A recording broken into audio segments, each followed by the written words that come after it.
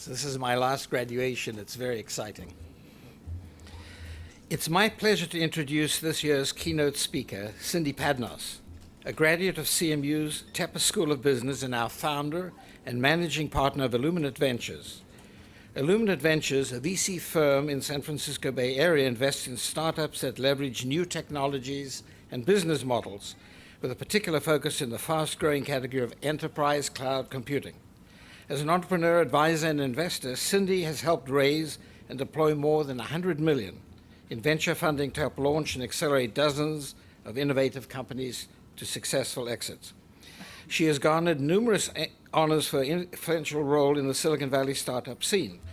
The New York Times named her one of the most influential women in Silicon Valley. Fast Company named her one of the most influential women in technology. And VentureBeat named her Queen B2B as one of the top 12 enterprise investors in the Valley. Her career has included successful stints as a corporate executive, management consultant, and serial entrepreneur. She started a career at AT&T and broadened her knowledge in the IT sector during tenure as a management consultant with Arthur D. Litton, Booz Allen, and Hamilton. In her enterprise endeavors, Cindy was the founder and CEO of Vivant Corporation, president and CEO of Acumen, and vice president of marketing at Scopus Technology. She built her initial investment track record as a director of Outlook Ventures, where she identified the early-stage financing gap that now serves through Illuminate Ventures. She earned her BA magna cum laude from the University of Michigan and received her MBA MSIA with honors from Carnegie Mellon's University's Tepper School of Business. She currently serves on the boards of high-tech companies BrightEdge, CalmC, Hoopla, Exactly, and Yozio. She's a member of the Business Board of Advisors for the Tepper School and advisor to several high-tech incubators. She's the author of the widely cited white paper, High Performance Entrepreneurs, Women in High Tech, and supports tech women via involvement with nonprofits such as Astia, Springboard, and Women 2.0. Please welcome Cindy Padnos.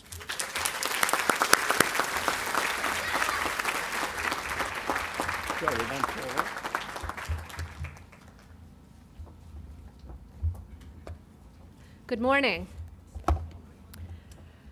Thank you, Dean Griss and Dean Garrett, for the opportunity to participate in your graduation ceremonies this morning.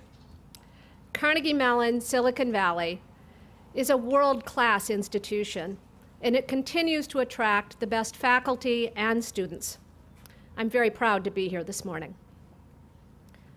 Faculty members, students in software engineering and software management of the class of 2013, and of course, all of you parents and family members who might finally get a bit of quality time again with your loved ones. I very much appreciate the opportunity to share with you today a few thoughts and to offer my congratulations.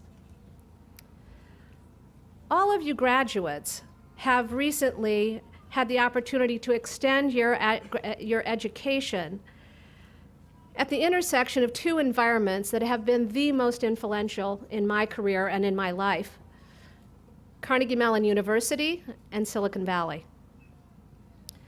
By completing your degrees at this amazing nexus in parallel, you've uniquely positioned yourselves in the innovation economy. It's very exciting. Given the training and education that you've gained at Carnegie Mellon Silicon Valley as students here, you have the opportunity to create the future, not merely experience it. I want to talk to you today about how you can continue to accelerate your success. What it's really all about is taking advantage of the amazing base you've already built and to make smart risks, the kind that can lead to a high-impact life. When I started at Carnegie Mellon's Tepper School of Business, I knew that I wanted to someday do something very entrepreneurial, but I didn't feel quite ready yet. In spite of having grown up, frankly, in a family-owned business that was completely entrepreneurial. That family business was not originally exactly what I would call high-tech. My grandfather, who came from Russia in the early 1900s, started as a peddler. He was known by many as Louis the Junk Man. With his horse and wagon, he collected everything. He traded and collected scrap metal, rags, paper, even animal pelts.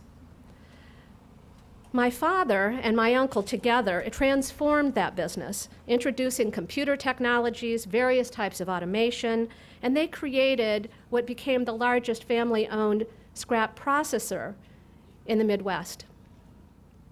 Today, my siblings and cousins, the third generation of that business, run the same enterprise where they've embedded world-leading technologies ranging from environmental protection to manufacturing optimization. They are proudly known as recyclers. They've gone from Louis's wagon to the forefront of information technology and the global green movement. So perhaps that early exposure of technology and business, the combination of the two, explains why a liberal arts undergrad from the University of Michigan leapt in and decided to attend one of the most quantitative and tech-focused MBA programs in the country. Oliver Wendell Holmes Jr. once said that a mind once stretched by a new idea never regains its original dimension. I suspect that I am living proof of that concept, as are each of you. Working summer jobs in my family's business, I really learned how to expand my view of what it meant to be building a sustainable business. Technology innovation was and continues to be the lifeblood of business success. I guess I was an early adopter of Mark Andreessen's theme that software will eat the world, and it's a grand buffet. There isn't a business that exists today where technology won't dramatically change in the course of your career, and you are exactly the right people to lead that change. Today, I'm a venture capitalist. Our firm, Illuminate Ventures, operates behind the scenes, investing in high-tech startups, many of which are founded by technologists just like you. We've funded companies like BrightEdge that's grown from zero to thousands of major brands using their products in just 4 years. And it's still growing like a weed.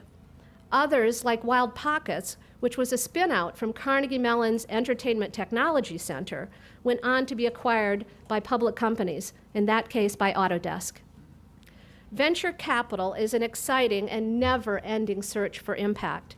It's about figuring out where precious capital and energy can be put to the best use to generate the highest returns. Done right, it can actually change the world. You have already made a very smart and potentially high-impact investment in your own lives by obtaining your graduate degree from this great institution. Now, how will you invest your next round of capital? Are you ready to take some risk? So what are the ingredients of a high-impact investment or career or a high-impact life? I'll dip into my venture capital cookbook to share a couple of my own recipes with you. The first is about risk-taking, and the second is about collaboration and building absolutely the best teams. Venture capitalists are famous risk takers, but we don't take risks for the adrenaline rush or for risk's sake. And we aren't simply in search of the new. We seek the transformative, the game-changing ideas, the next really big thing.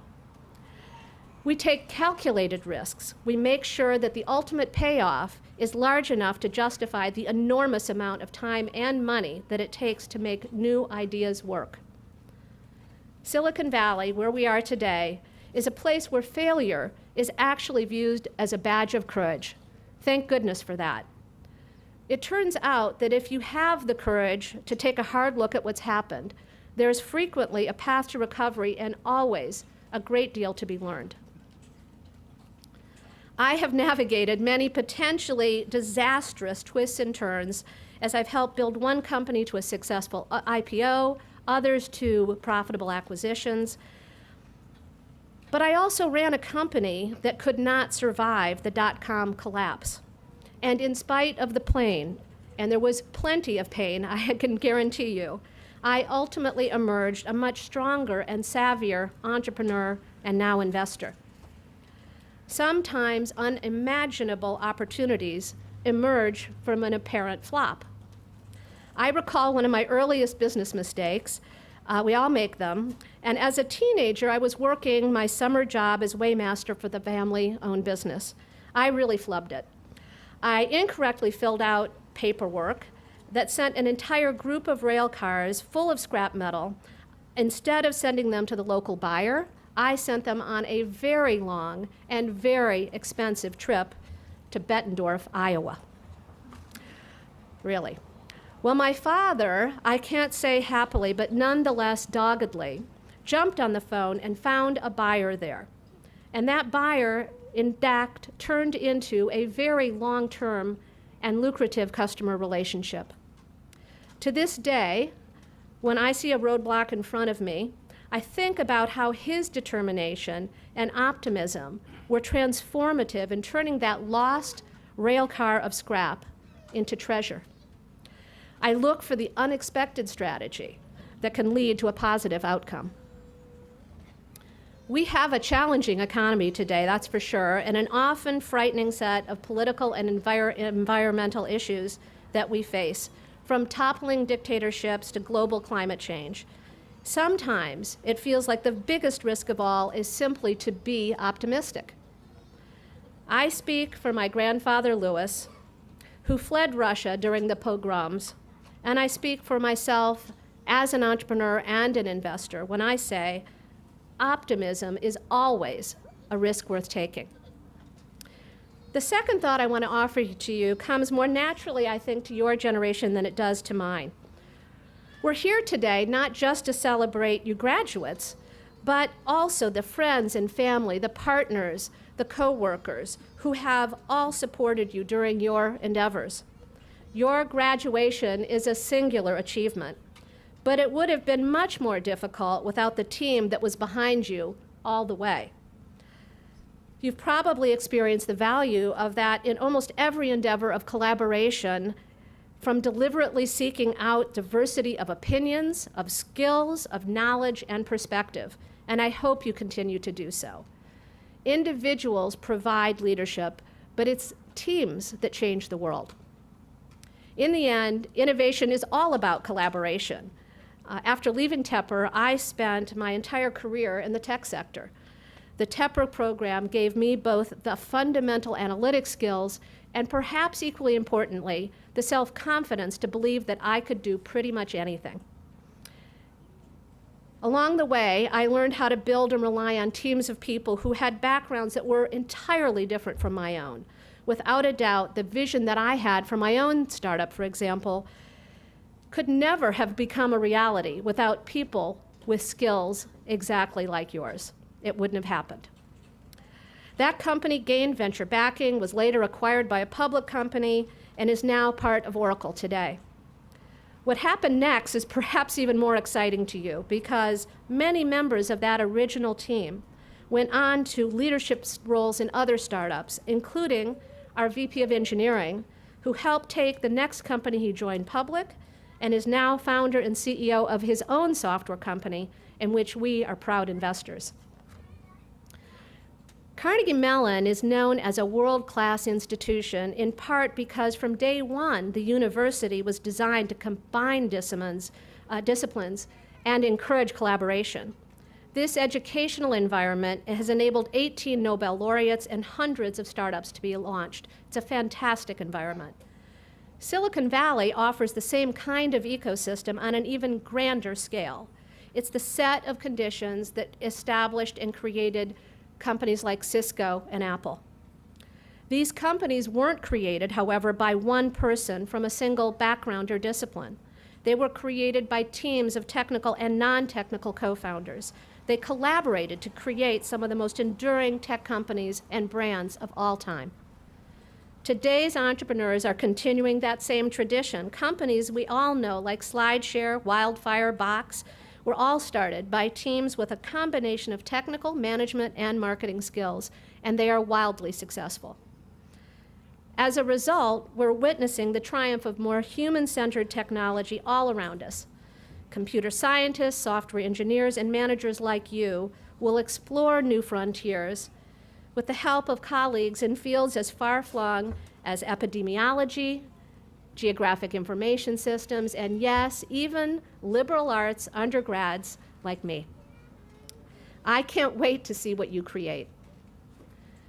Given the challenges we face today, we desperately need optimistic, energetic seekers of high-impact solutions to our biggest problems. Individuals who are, in fact, willing to create a bit of chaos and disruption to make change happen. With your skills, you have many, many ways to contribute. I must confess, however, that entrepreneurship is dearest to my heart. Great entrepreneurs do the mind-bending work of innovation with the same ferocity that my grandfather did the back-breaking work of building his new life. We need that kind of energy to ignite and reignite an innovation-based economy. I congratulate you on your impressive achievements. Some of you, it blows my mind, have already won hackathons, started companies, even before leaving school. Many of you have done all of this, even by working full-time. Amazing. Now that you're poised for your next big leap, I would urge you to be flexible. Jump into a better corporate position or a startup or academia as you feel compelled. But take a little bit of intelligent risk when you do so. To manage that risk, however, as you chart your course and sometimes have to correct it, ask yourself some of the same questions that I ask when I'm evaluating an entrepreneur seeking capital. Is your potential payoff worth the risk? Can you improve your odds of success by collaborating?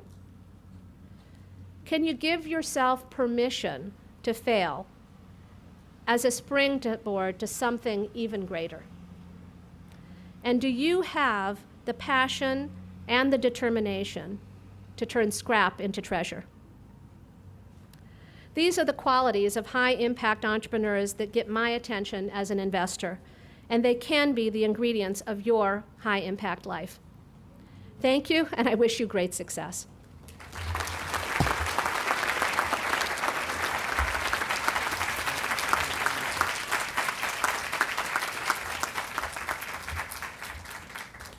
Thank you, Cindy. That is really great.